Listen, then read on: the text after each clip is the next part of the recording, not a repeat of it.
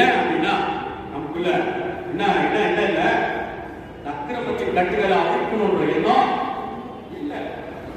அதாவது என்ன சொல்றேன்னா, ஒரு காரியம் நம்ம செஞ்சோம்னா சொல்றாங்க அவர் ஏன் அதை செஞ்சாரு, இந்த நாள்ல செய்யணும்.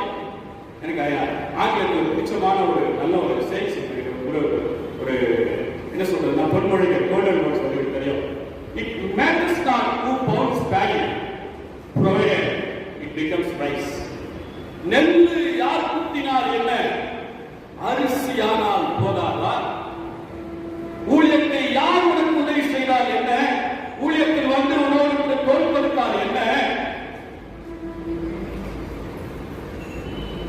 தேவ நாமம்